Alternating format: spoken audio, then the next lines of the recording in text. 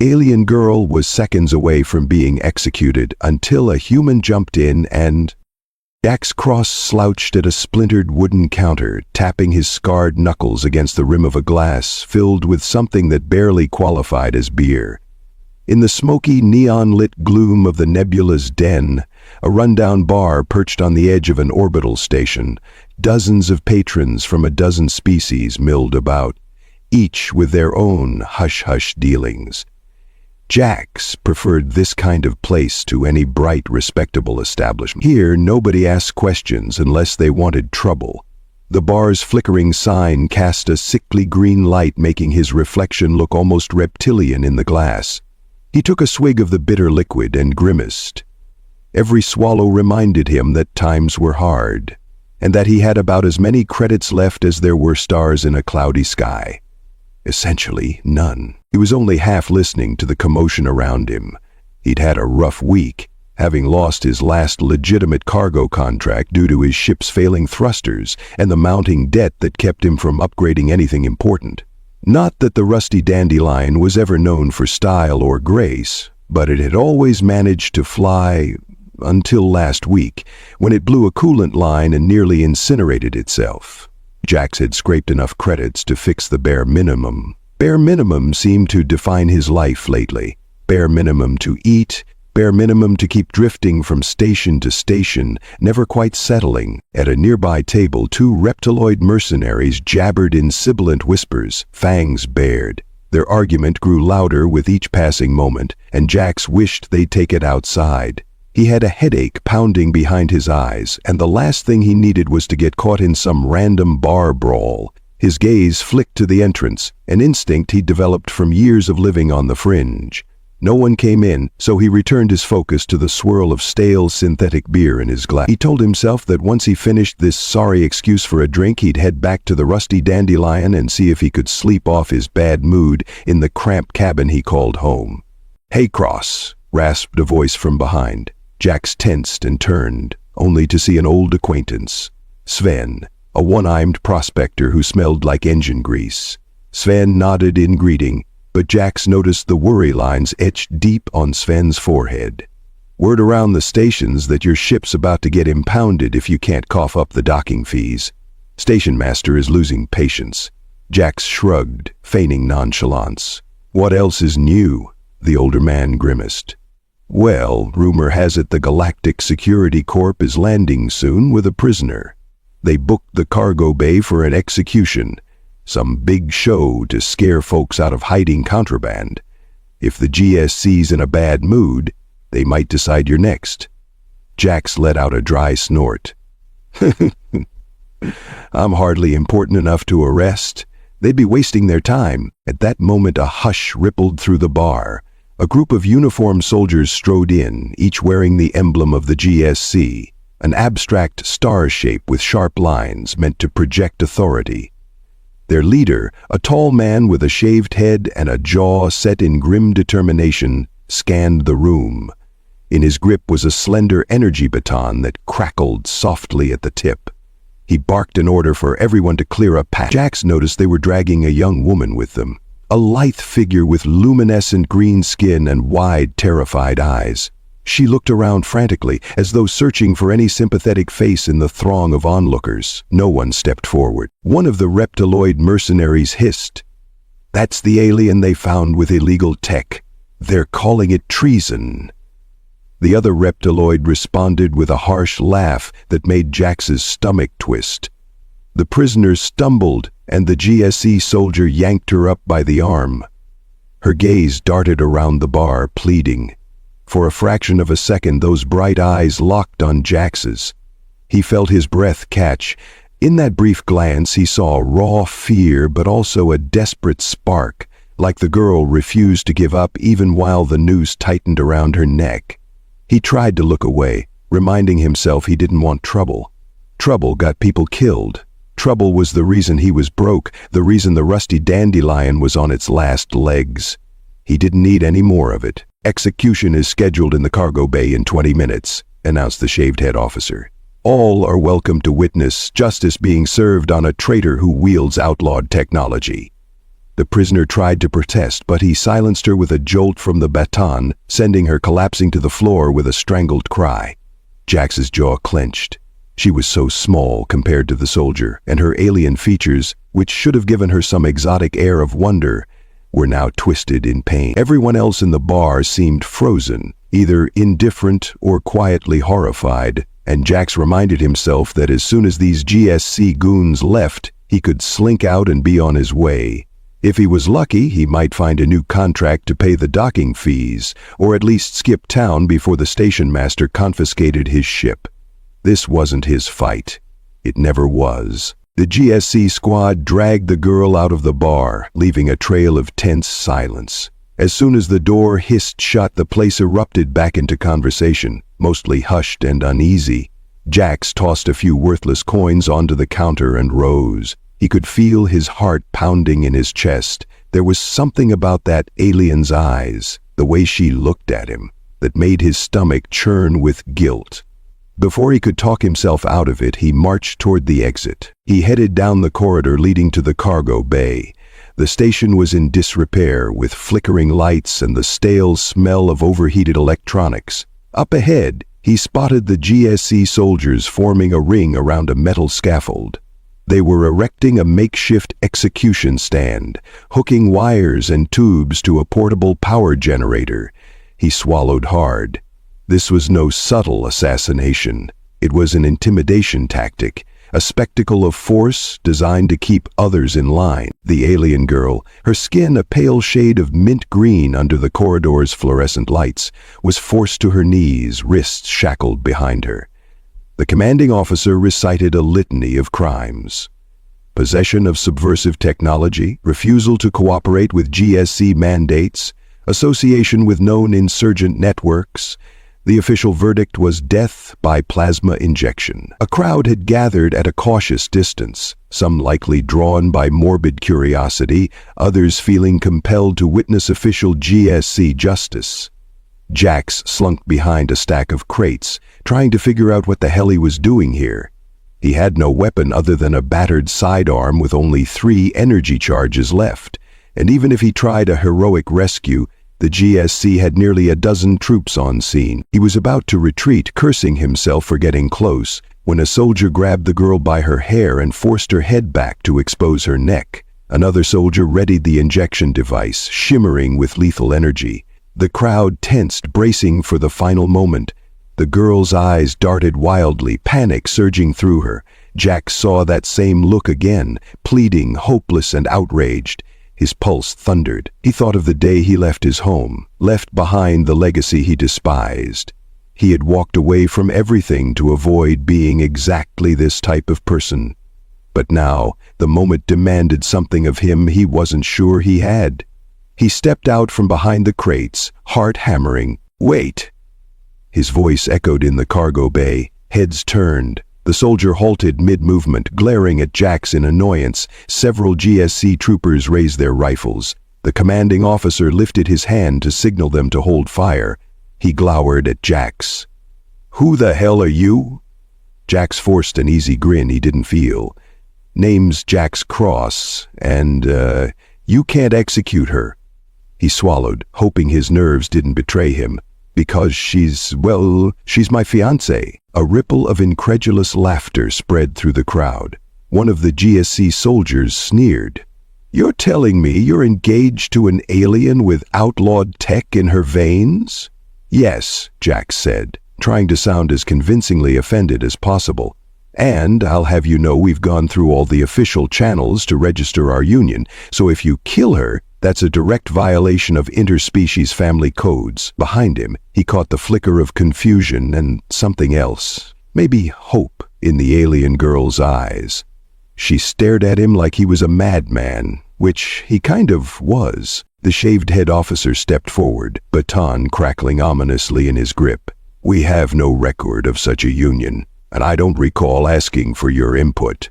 Jax raised his hands, trying to look harmless. "Then check your records. That's not my fault.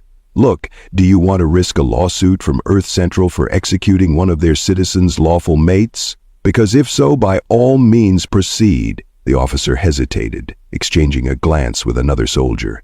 Bureaucracy existed even here, and the GSC wasn't entirely above accountability, especially when it came to recognized unions that might cross interplanetary lines. The second soldier murmured something about how the last time they killed someone who claimed protected status, it erupted into a fiasco. The officer cursed under his breath. "Fine," he spat, gesturing to the troopers. "Take her into custody. We'll verify his story. If he's lying, we'll execute them both." They lifted the alien girl roughly to her feet. A soldier marched over to Jax and grabbed his wrist, snapping a temporary restraint onto him as well. "Oh, false move and you both die," the soldier growled. Jax tried to exhale the tension in his chest, but it stuck like a lump in his throat. He'd done it. He'd prevented her immediate execution at least. That was something. But now they were both prisoners, and he had no idea how he was going to maintain this charade. By the time they were shoved into a cramped holding cell on the station's lower level, Jack's shoulders ached from being jostled around. The door slammed shut, leaving him face to face with the alien woman he'd just claimed as his fiancée. Neither of them spoke for a moment. She rubbed her wrists. The shackles had left red marks against her greenish skin. Finally, Jax cleared his throat. "So, hi, I guess I just saved your life."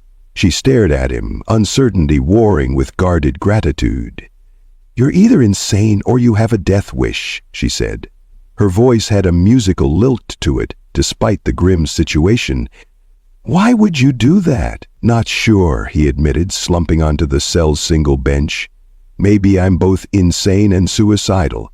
I just couldn't watch them kill you like that." She sank onto the floor, hugging her knees. "My name's Kiri. I'm from well, it doesn't matter. My people are nearly gone now. The GSC wants to eliminate the rest. Our biology, my biology, contains certain, let's just say, valuable traits." Jax nodded, half understanding.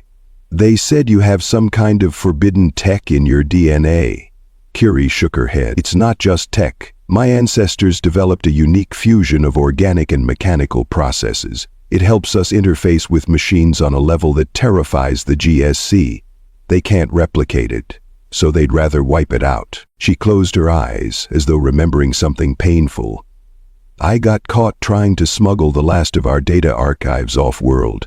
I wanted to keep our knowledge alive." Jax ran a hand through his dark hair, messing it further.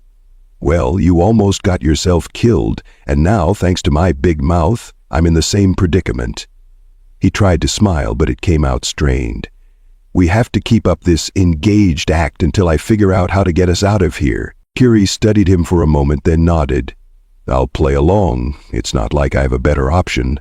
She paused. "Thank you. Truly." He waved off her gratitude, feeling awkward. "Right, let's just focus on surviving the next 12 hours, yeah?"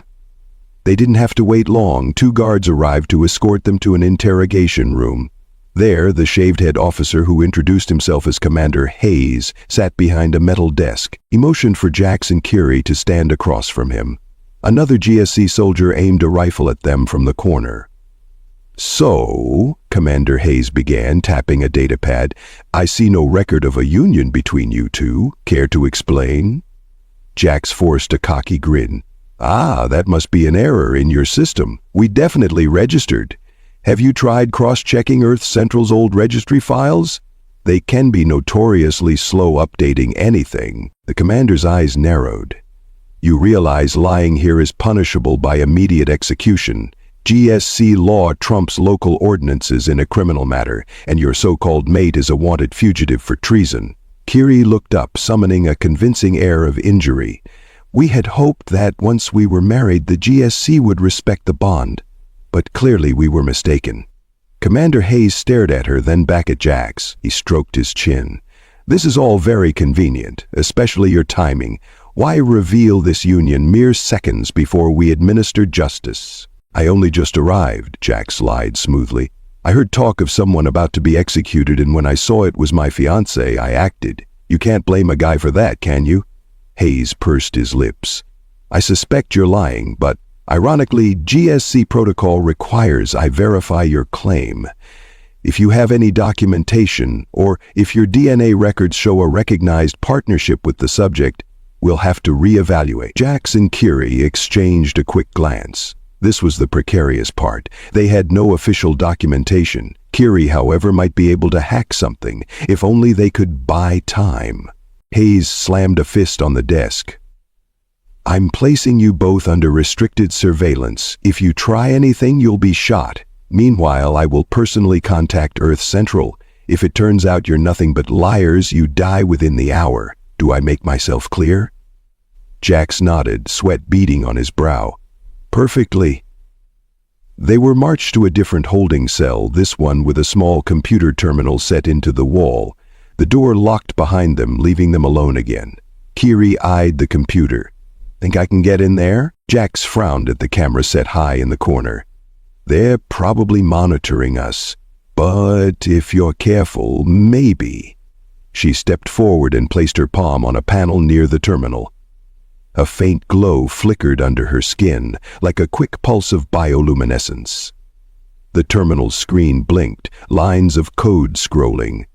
Jax stared, fascinated. This was the first real glimpse he'd had of her unique abilities. And it reminded him of the old stories he'd heard about her people, the ones who had once been revered as living neural interfaces. After a moment, Kiri leaned back, her eyes narrowed in concentration. I can't do much from here.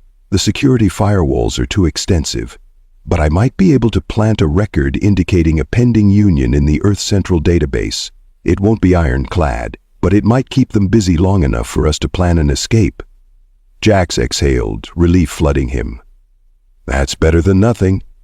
She resumed her hacking, fingers flying over the console.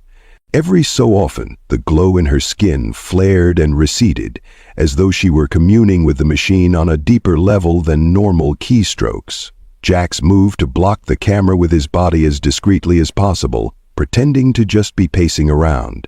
40 minutes later, Commander Hayes and 2 guards returned. Hayes wore a smug expression as he glanced at his datapad. So you did file a notice of union. Interesting. But I have to ask, Kiri, how exactly did you get a recognized status from Earth Central if you're not a documented resident? Kiri forced a calm tone. My mother once lived on Earth. There was an old clause allowing her descendants to register if they proved partial Terran lineage. I used it. I guess it's still valid. Hayes stared at her, then at Jax. This will require further checks, but for now we'll postpone the execution, much to my annoyance. However, you're both restricted to the station under guard. If you try to flee, we'll open fire. Understood? They nodded. The guards escorted them out of the holding cell, up a flight of stairs, and into a small bunk room typically reserved for visiting GSC officers. Stay here, one guard barked. We'll be outside. Don't try anything. Once alone, Kiri sank onto the bunk, her posture tense. Jax rubbed at his tired eyes, leaning against the wall. Well, he said, we've bought ourselves some time, but we're still basically prisoners. I'm guessing the second they catch a whiff of forgery, we're dead. Kiri nodded, fiddling with the edge of a blanket. I'm sorry you got pulled into this. I appreciate what you did. Her voice softened. I don't even know you, but you risked everything. Why? He shrugged. I told you. I couldn't watch them kill you. A beat passed and he added quietly, I'm not the hero type, but sometimes you gotta do something that feels right. He chewed on his lip, an old nervous habit. Look, we have to get off this station. Is there anyone you can call? Any friend out there who might help? She shook her head.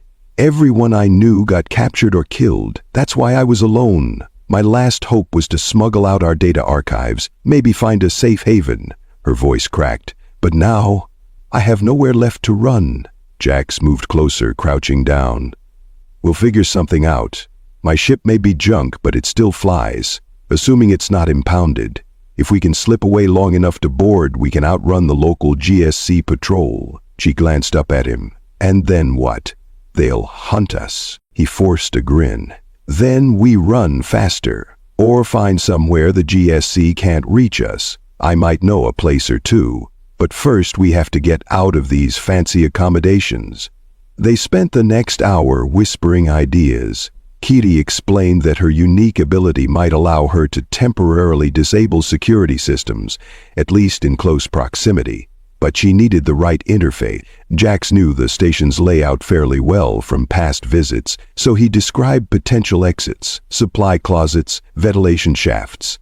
They hatched a plan to slip out under the guise of an official check-in. Maybe Kiri could feign an emergency medical condition that would require moving her to the station's infirmary. Once en route, they'd create a diversion, break from their guards, and sprint to the docking bay. When night cycle fell across the station, the lights dimmed in the corridors.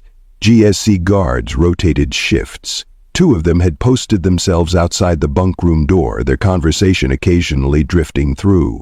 Jax waited until he heard a guard shift position, likely bored. That was their signal. He looked at Kiri and mouthed, "Now."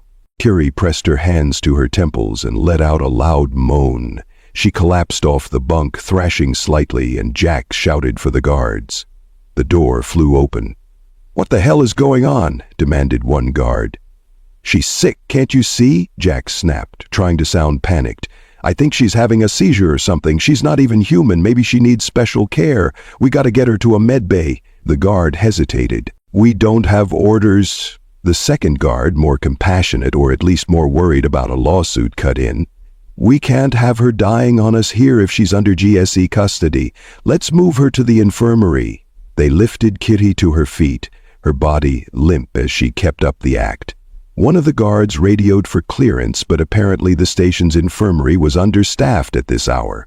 They started walking down the corridor. Jax followed closely, heart pounding. This had to work. After rounding a corner, Kitty's eyes snapped open. She jerked free, her glowing palms slamming into the guard's sidearm. Instantly, the weapon short-circuited, sparks flying. Jax lunged for the other guard, wrestling him before he could raise his rifle. The corridor erupted into confusion, but in the low light, they had the advantage. Jax smashed the guard's helmet against the wall, knocking him unconscious. Kiri kicked away the first guard's legs and stunned him with a burst of energy from the compromised sidearm. They stood there, breathing heavily, adrenaline coursing. Kiri locked eyes with Jax. "Which way to the docking bay?" He pointed down a corridor. "Straight ahead, then left, 2 more passages. The rusty dandelion is at Dock 9, if it's still there." They sprinted. The station's alarm klaxons blared, lights flashed, automated voices echoed through the halls. "Prisoners escaping, all units respond." Jax cursed under his breath. They had to move fast. They nearly collided with a patrol of 3 GSE soldiers at an intersection. Jax pressed himself against the wall and fired his sidearm. The first 2 blasts took down one soldier, but then the gun fizzled out, drained. Kiri tapped into the station's electrical panel, causing sparks to shower down, forcing the other soldiers to duck. Jax tackled one, while Kiri elbowed the second across the jaw. She grabbed Jack's hand and they darted through the swirling smoke into the next corridor. Finally, they burst into Dock 9, panting. There was the rusty dandelion, a battered light freighter with chipped gray paint and mismatched engine pods. Jax keyed in his access code on the airlock panel. The system beeped angrily. "Come on, girl. Don't do this to me now," he muttered. Kiri placed her hand on the panel, focusing. Her eyes glowed faintly and the door slid open. Jax couldn't help but grin. "I'll never complain about your powers," he said, guiding her inside. The interior was cramped, with panels missing or half detached. Jax rushed to the cockpit, flipping switches. Lights flickered across the console. "Pre-light check." "This might take a minute." Kiri strapped herself into the co-pilot's chair, scanning the screens. "We don't have a minute. GSC reinforcements are inbound."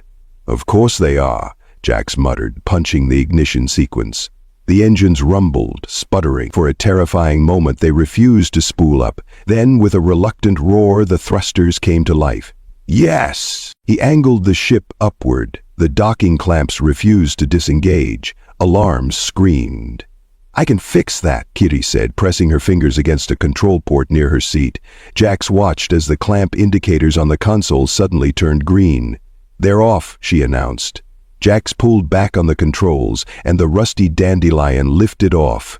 Station security cannons swiveled their turrets, tracking them. GSC fighter drones emerged from side hangars. "This is gonna get messy," Jax warned, his adrenaline spiking as he maneuvered the freighter toward the open bay doors. A volley of plasma bolts streaked past them. Jax jerked the stick, weaving clumsily through the station's scaffolding. The Dandelion wasn't built for dogfights, but Jax had a knack for flying battered ships in ways that defied logic. They soared out of the bay just as the station's main cannons roared to life. The blasts missed them by mere meters. Kiri grabbed the co-pilot controls, adjusting engine output. "How's your hyperdrive?" Jax grimaced. "Non-existent. We only have a short-range warp spool. It might get us a system or two away at best." "That'll have to do." More drones rocketed after them, peppering the hull with energy blasts. The Dandelion's shields, meager at best, flickered. Jax clenched his teeth. "Hold together, girl." He angled them into a cluster of drifting asteroid debris, a precarious environment that might shake off pursuers. Kiri set coordinates for a jump. "We'll jump as soon as we clear these rocks." They dipped, narrowly avoiding a jagged asteroid fragment. The drones behind them, less skilled or less reckless, crashed into the debris. Two more drones still trailed them, firing. One landed a shot that rocked the freighter. Sparks exploded from the console. "Go, go, go!" Jax yelled. Kiri activated the short-range warp. The drones vanished in the swirl of starlight as the ship tore through space at faster-than-light velocity for a brief window. When they dropped out of warp, the system they found themselves in was quiet. No immediate GSC signals. Jax let out a long breath, slumping in his seat. His hands trembled from the adrenaline crash. Kiri exhaled shakily. They locked eyes, and a shared burst of laughter escaped them, equal parts relief and delirium. "Okay," Jax said. "We're alive." "That's a start." Kiri wiped sweat from her brow. "Now what?" He glanced at the console star map. "We have bigger problems. The GSC is going to put a price on our heads. My guess is they'll label us terrorists." He rubbed his eyes. "But I have a contact, Morgan. Used to be a friend of mine before, well, a lot of things. He might help." Kiri swallowed, then nodded.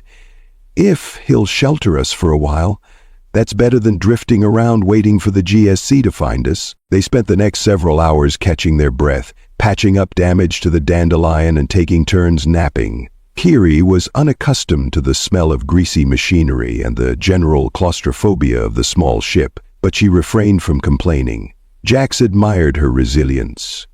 They were both exhausted and stressed, but they had no choice but to keep moving forward. A day later, they arrived at a hidden outpost in a remote asteroid belt. Morgan had once told Jax about this place, a gathering spot for freelancers who found themselves on the wrong side of official authority. They landed on a small docking platform cut into the side of a massive asteroid. Dim lights lit the tunnel leading inward. Morgan was there, arms folded, when Jax and Kiri stepped off the loading ramp. A tall, lanky man with a scar tracing from his temple to his jaw, Morgan wore a half-smile that hinted at old camaraderie and old wounds. "Well, if it isn't Jax Cross. Heard you were in trouble again. Looks like I wasn't misinformed." His gaze flicked to Kiri, then back. "GSC chatter has your faces plastered across the sector." Jax forced a grin. "Good to see you too. I could use a favor." Morgan sighed, then gestured for them to follow. "Come on, we'll talk inside." They walked through dim corridors lined with improvised shops and living quarters, reminiscent of a rundown bazaar. People from various species were hunched over tables, discussing deals in hushed tones, giving Jax and Kiri wary looks. At last, they entered Morgan's private workshop. A cluttered space filled with half-built drones, circuit boards, and canisters of unidentified liquids. Morgan closed the door. "So you pissed off the GSC?" "That's not surprising. They've been cracking down on fringe activities lately. But rumors says you actually obstructed an execution and fled." Jax nodded, explaining the basics. How he'd saved Kiri, her special DNA, and how the GSC wanted her dead. Morgan listened without interrupting, then let out a low whistle. "You know they won't stop until they've put you both in the ground. They're labeling you terrorists or traitors, whatever suits their narrative." Kiri's eyes were downcast, but Jax saw the tension in her posture. "We need a place to lay low," he said softly, "at least until we figure out how to reveal the truth about the GSC's brutality. They're exterminating entire species who have tech they can't control." Morgan rubbed the scar on his jaw, thinking, We have an unofficial network here. Call it the Underground Council. We hate the GSC as much as you do. They've got blood on their hands from the last crackdown. You can stay, but if they track you, we'll have to fight." Jax nodded. "I'd help defend the place if it comes to that." For the next week, Jax and Kiri remained hidden in the outpost. Kiri used her abilities to enhance certain security systems, hoping to detect any GSC intrusion early. Meanwhile, Jax assisted Morgan with odd jobs, patching up the rusty dandelion when time allowed. There was a wary acceptance among the outpost's inhabitants. They understood the risk, but also saw potential in having Kiri's unique talents. Some whispered about her being a living data conduit, a relic of a lost civilization. Jax picked up on the reverence and realized how special Kiri truly was. One evening, as Jax was tightening a bolt on one of the dandelion's battered thrusters, Kiri approached. She wiped a streak of grease off her cheek. "Morgan says there's chatter about a GSC fleet mobilizing in this sector. They might suspect we're here." Jax cursed under his breath. "We need to plan for an evacuation or something." Her gaze flicked over the scars on the ship's hull. "We can't keep running forever, can we?" He paused. "No, we can't. But we don't stand a chance if they come at us full force." Kiri wrapped her arms around herself, gaze distant. "When I was little, I remember my mother telling me how our people once had alliances. We were known for forging advanced tech that benefited entire star systems. Now, that's all gone. GSC took that from us. If we don't stand up to them, they'll keep doing it." Jax let the spanner drop with a clang and walked over, placing a hand on her shoulder. "You're not alone in this. I know what it feels like to run away from your past. I did it myself. Left home so I wouldn't have to live up to expectations. But maybe it's time I live up to something bigger." They were interrupted by a klaxon alarm echoing through the corridors. The outpost's PA system crackled. "All hands, GSC ships approaching, possible assault in progress." Jax felt his stomach clench. That was fast. The entire asteroid settlement mobilized. Morgan rallied a handful of fighters, setting up improvised barricades in the main hall. Kiri and Jax made for the control center, where half a dozen anxious smugglers and renegades manned a row of monitors. Sure enough, the display showed GSC shuttlecraft docking. A lieutenant barked orders to subdue all inhabitants. "This is it," Morgan said grimly. "We fight, or we're done." Jax's eyes flicked to a battered storage crate marked "Weapons." He popped it open, revealing a handful of blaster rifles, a couple of plasma grenades, and not much else. He armed himself, tossing a rifle to Morgan and another to Aaron, a tough ex-mercenary who had formed a quick bond with Kiri. Kiri placed her palm on the outpost's main computer console, breathing slowly. "I might be able to disrupt their communications." Jax nodded. "Do it." Moments later, the corridor erupted in gunfire. GSC troopers fanned out, taking cover behind crates as they advanced. The flickering overhead lights made the place feel like a war zone. Jax crouched behind a metal barrier, peering through the rifle's sight. He fired a warning shot that scorched the floor near a trooper's boots. The trooper ducked, returning fire. The outpost defenders responded with a volley of their own. Kiri shut her eyes, focusing. The lights flickered more violently and a console beeped. "Their comm signals are jammed, but we can't keep it up for long." She opened her eyes, her usually bright green pupils dimming from the effort. Aaron hissed, "We can't outgun them. They have better armor."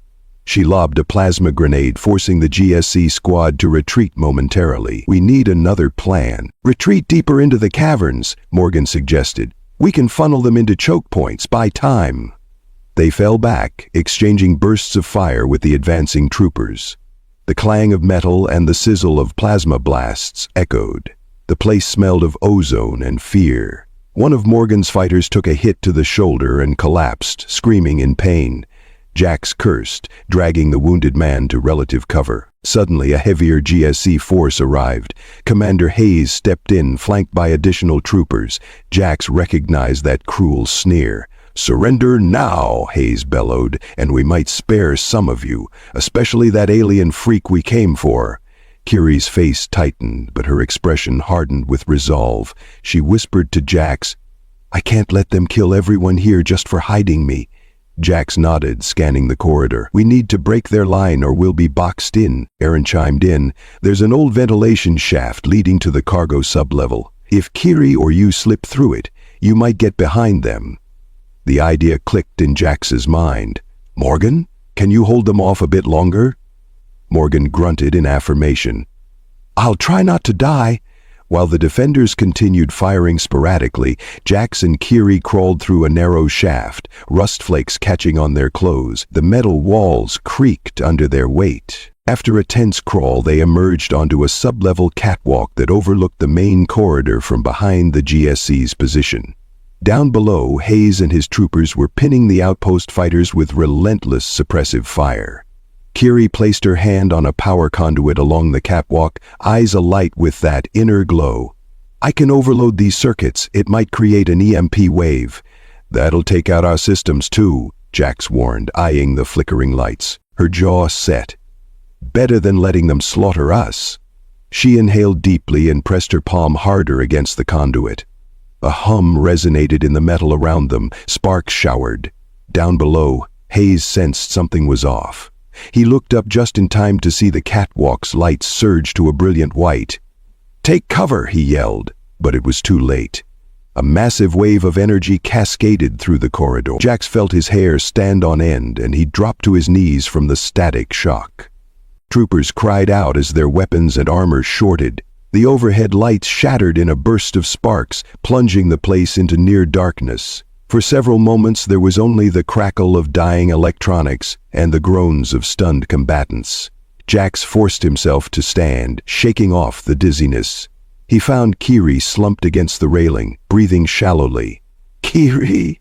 He reached her side, checking for a pulse. Her eyes fluttered open, her glow faint. I'm okay, she whispered, though she sounded exhausted. Morgan's voice called from below. We're clear. The GSC troopers are down. Some are scrambling to retreat. He paused. I see Hayes. He's getting up. Jax peered over the railing.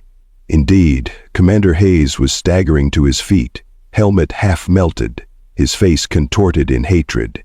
He grabbed a pistol that must have survived the surge. Jax reacted on instinct. He raised his rifle, aimed carefully through the gloom. Hayes locked eyes with him. The shot echoed. Hayes's pistol clattered to the floor as he stumbled back, a bloom of energy across his chest armor. He fell, breathing raggedly, and then went still. The troopers that remained conscious scrambled away, dragging their injured. Moments later, the corridor fell silent. A wave of relief swept through the defenders. Morgan, Aaron, and the others emerged to secure the area. But the outpost was badly damaged. Systems fried, defenses compromised. They'd held off the GSC, but at a steep cost. Several outpost members lay wounded or worse, and the station was barely operable. Kiri cradled her head in her hands, her body trembling from the exertion. I'm sorry, she muttered, staring at the carnage. I didn't mean for people to die.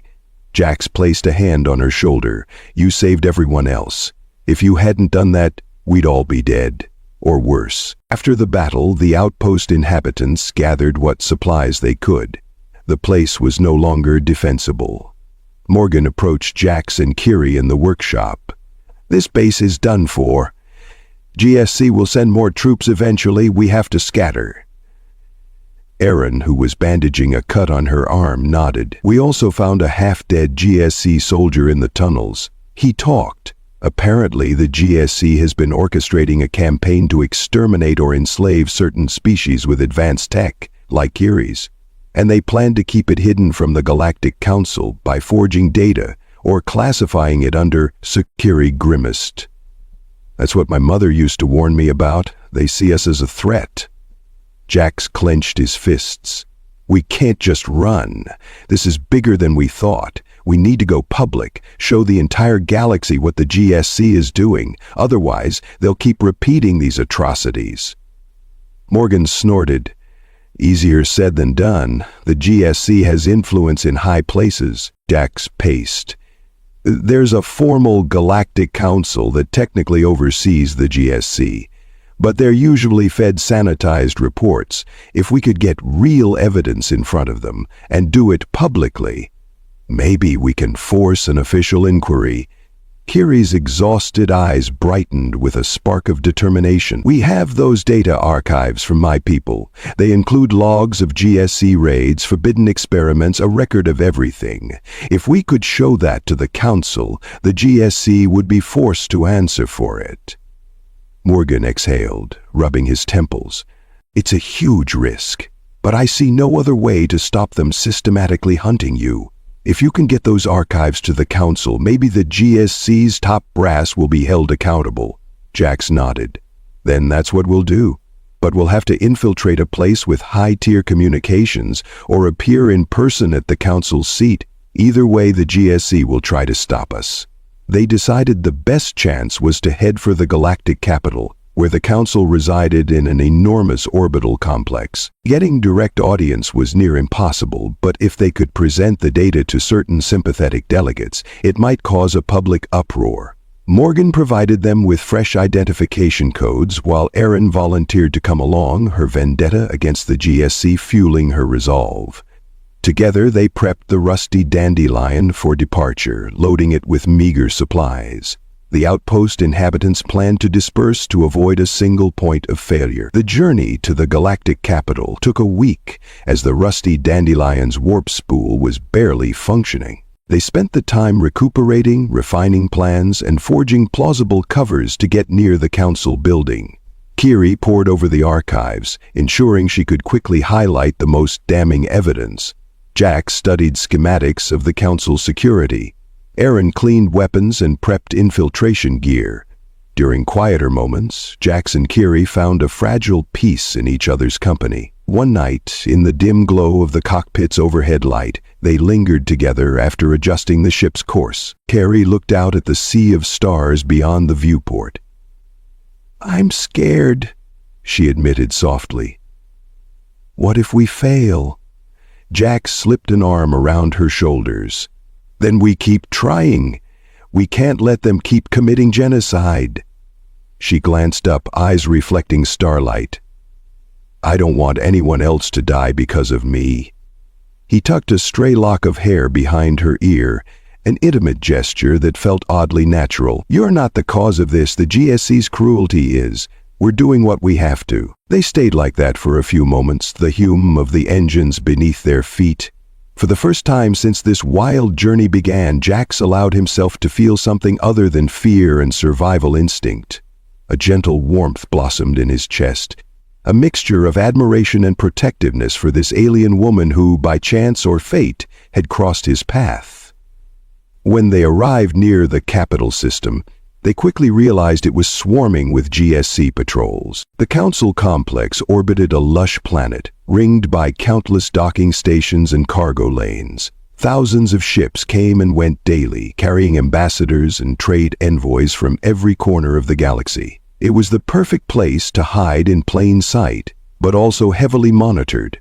They disguised the rusty Dandelion's transponder signal to pass as a mid-level diplomatic courier. Erin posed as an official aide, Kiri as her attaché, and Jax played the role of a pilot. The ruse was thin, but in the bustle no one gave them more than a cursory check. The real challenge awaited inside the Council building, where security was notoriously tight. They docked at one of the public ports. A mechanical voice welcomed them to the Council's domain, listing a litany of prohibitions and guidelines. Jax adjusted the collar of his borrowed diplomatic uniform, trying not to fidget. Kiri wore a flowing, formal robe that concealed her features enough to pass for a random envoy rather than a wanted fugitive. Erin kept a stoic demeanor, striding confidently toward the main entrance. Their plan was to infiltrate an archival office that had a direct link to the Council's official records. Once Kiri uploaded the evidence, it would become part of the permanent record, accessible to all delegates. If the GSC tried to suppress it, that very act would attract suspicion. The first layers of security were straightforward, ID checks scanning for weapons. They had brought minimal arms, cleverly hidden. Kiri's body itself was the biggest weapon, though the scanners only read her as an alien with minor cybernetic traits. They were waved through, presumably because the council welcomed a wide variety of species. They made their way through massive halls filled with marble floors and ornate pillars, each corridor bustling with delegates, guards, and bureaucrats. Jax's nerves thrummed. At any moment they could be recognized or singled out. No matter how many attempts at forging IDs Morgan had done, the GSE might be lurking behind any corner. Eventually they reached the archival wing, a quieter section lined with data terminals and secured doors. Aaron consulted a stolen passcard, swiped it at a locked door, and it hissed open. Jax and Kiri slipped inside a small records room filled with rows of servers. Above them, cameras panned slowly. Kiri crossed to a console. "I'll start the upload. Keep an eye out." Jax nodded, heart pounding. He kept watch by the door while Aaron positioned herself at the side, hand on a concealed blaster. Kiri placed her palms on the console, her robe sliding off her shoulders, revealing faint luminescent patterns across her green skin as she interfaced with the system. Lines of code streamed across the screen.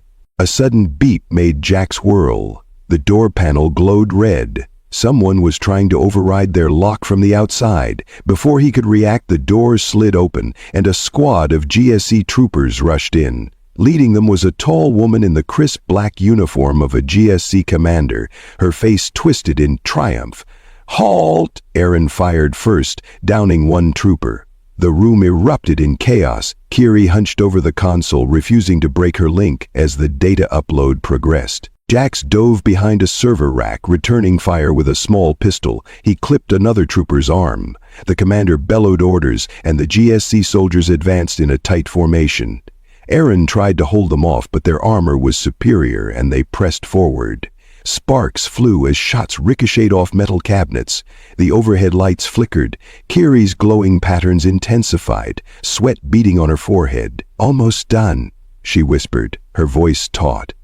The commander leveled her rifle at Kiri. "Stop right now!" Jax lunged, tackling the commander's arm and knocking the rifle off target. The blast scorched a panel near Kiri but missed her. Kiri cried out, staggering from the shockwave. She clung to the console, determined. Jax grappled with the commander, both exchanging blows. She was strong, and rage fueled her. A vicious strike to Jax's ribs nearly knocked the wind out of him, but he managed to sweep the commander's legs, slamming her onto the floor. The remaining GSC troopers fired sporadically. Aaron ducked under a wave of plasma bolts, returning a shot that took out another trooper. Kiri let out a sharp gasp. "Upload complete," she managed, her voice trembling. "All council delegates should have access now. The GSC can't hide it." The commander's eyes widened in horror. "You traitorous scum!" She shoved Jax off, scrambling for her dropped rifle. Aaron seized the moment, blasting the commander's chest plate. The woman let out a strangled cry and collapsed, stunned or dying. It was hard to tell in the swirl of chaos. The last two troopers made a desperate stand, but Jax and Aaron overwhelmed them with combined fire. When the dust settled, the small records room was half destroyed, smoke curling from damaged servers. Kiri nearly collapsed from the mental strain of uploading. Jax lifted her gently. "We have to get out of here. Security reinforcements will be here any second." Aaron nodded, scanning the corridor. "Let's move." They bolted, stepping over the fallen troopers, hearts hammering. Their only chance now was to exit the building and find a way to publicly confirm the data, but as they raced through the labyrinth of corridors, alarms blared. Automated announcements declared an armed incursion, instructing all personnel to evacuate or shelter in place. GSC response units would be converging. Jax used a stolen passkey to open a side door leading to a maintenance tunnel. They hurried through the dim, claustrophobic passage. Lights flickered overhead. Kiri stumbled against Jax, who steadied her. "Stay with me," he murmured. After navigating a maze of identical passages, they emerged onto a wide courtyard beneath the council building's central dome. Once a place of stately gatherings, it was now in a state of panic, with delegates fleeing. GSC soldiers rushed in formation, searching for the intruders. Jax spotted a group of official medics helping some delegates, and beyond them the tall spires of docking towers. Gunfire broke out again. Aaron cursed, returning fire at a cluster of GSC troops who recognized them. Civilians screamed and scattered. Jax squeezed Kiri's hand, pushing forward in a desperate sprint toward the docking towers. He spied a small diplomatic shuttle that looked unguarded. If they could commandeer it, they might escape. A GSC soldier lunged from behind a statue, tackling Jax. They tumbled across the polished floor. Jax growled, headbutting the soldier, but the soldier slammed an armored fist into Jax's side. His vision blurred with pain. Then a burst of bright light flashed. Kiri had unleashed some subtle wave of energy, disorienting the soldier enough for Jax to shove him aside. Aaron covered them, firing methodically at any trooper who got close. "Go!" she shouted. "I'll catch up." The three of them dashed to the shuttle. Jax fumbled at the hatch. Kiri stepped in, once again using her connection. The hatch hissed open and they scrambled inside. Jax leapt into the pilot's seat, quickly scanning the unfamiliar controls. "Here goes nothing," he muttered. A few frantic button presses later, the shuttle's engines roared to life. GSC troopers sprinted across the courtyard, aiming rifles. Plasma shots pinged off the hull as Jax lifted off. He angled upward, ignoring the outraged shouts below. The craft soared into the sky, weaving between tall spires. Aaron tended to Kiri's cuts while Jax navigated. Once they were clear of immediate air defenses, he set course for the orbital perimeter. The radar pinged with multiple GSC fighters, but in the chaos unleashed by the newly uploaded data, it seemed the entire city was in upheaval, diverting GSC resources. They managed to break atmosphere, finding the rusty Dandelion waiting in orbit under autopilot. With shaky maneuvers, they docked the shuttle to the Dandelion and transferred over. Aaron took the co-pilot seat this time, scanning for GSC interceptors. "We got a couple on approach, but they're not forming a blockade. Must be internal chaos." Jax took the helm of the Dandelion, feeling oddly comforted by its worn controls. "Hold on," he said. "We're jumping." Kiri mustered what little strength she had to help calibrate the short-range warp spool. Moments later, they vanished into the swirling vortex of faster-than-light travel. When the Dandelion dropped out of warp, they found themselves in a calm sector, free from GSC pursuit for the moment. Exhaustion weighed heavily on them all. They drifted near a large planet with golden clouds swirling across its atmosphere. Jax powered down the engines to minimal output, letting them hide in the planet's sensor-distorting field. They gathered in the cramped common area. Kiri slumped against the wall, eyes half-lidded from fatigue. Aaron slid onto a metal bench, exhaling. Jax leaned on the console, the silence stretched, broken only by the hum of life support. Finally he spoke. "We did it. We got the data out there." Kiri smiled faintly. "Soon the entire council will see the records. The GSC can't silence all those delegates." Aaron nodded, though she seemed grim. "But it might spark a war, or at least a massive political scandal. The GSC won't go down quietly." Jax reached for Kiri's hand, giving it a reassuring squeeze. "We did our part. The galaxy deserves to know the truth, and if the GSC tries to keep hunting us, we'll stay one step ahead." Kiri returned the squeeze, a soft spark of gratitude passing between them. I think we changed something. For the better, I hope." Aaron stood, rolling her shoulder to loosen tight muscles. "We'll regroup with Morgan or any allied factions that want to resist. Right now, I think we need to rest." She glanced at Jax and Kiri with a knowing smirk. "Besides, I'm pretty sure you two have some catching up to do, fiancés and all." A blush crept across Jax's cheeks. He coughed, looking away. Kiri gave a shy smile, remembering the improvised story that had saved her life in the cargo bay so long ago. So much had changed since then. They'd gone from strangers to fugitives, from an act of desperation to genuine trust, possibly more. Aaron left to check the cockpit instruments, leaving them alone. Jax brushed a tendril of Kiri's hair back, noticing how the greenish glow of her skin had dimmed. "Hey," he murmured, "you need sleep." She nodded, eyes fluttering. "I feel like I could sleep for days." Still, she gazed at him. "I never properly thanked you for everything you risked." He shook his head. "You don't owe me anything. We did this to..." She reached up, placing a hand on his cheek. "You saved me when I was seconds away from death. And if that wasn't enough, you stood by me against the GSC, risking your own life, your ship, everything. I'll never forget that." Jax felt an unsteady flutter in his chest. He leaned in, pressing his forehead lightly to hers. "I guess I was tired of running from who I am. Or maybe I just couldn't stand by and watch you die." Their breaths mingled in the still air. Slowly, tentatively, they closed the distance between them, sharing a tender kiss that carried all the tension, relief, and fragile hope of their unlikely bond. For a moment, the galaxy outside melted away. When they broke apart, Kiri's eyes gleamed softly in the dandelion's low light. "So," she said with a faint smile, "are we going to keep pretending to be engaged?" Jax let out a breathless laugh. "We might have to make it official at some point. The GSC might come after us for real if we don't maintain the story." He paused, serious. "But I don't want it to be just a story." Her expression softened and she nodded. "Then maybe it won't be." They helped each other up, ambling toward the small bunk area.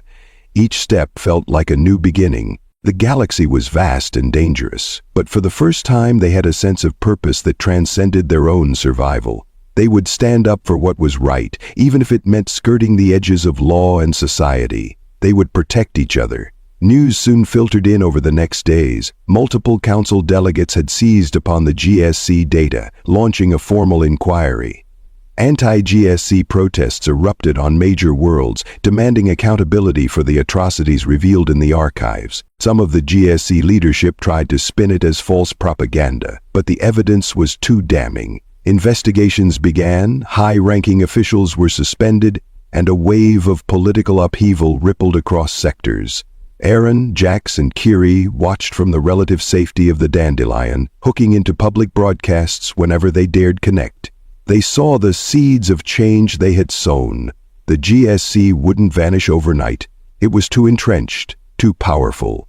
But it had been wounded, and the galaxy was now aware of its crimes. Allies emerged from unexpected quarters, offering covert help to those persecuted by GSC's old agenda. "I guess we're catalysts," Jax said during one broadcast, a wry smile tugging at his lips. "We didn't topple them, but we sure lit a fuse."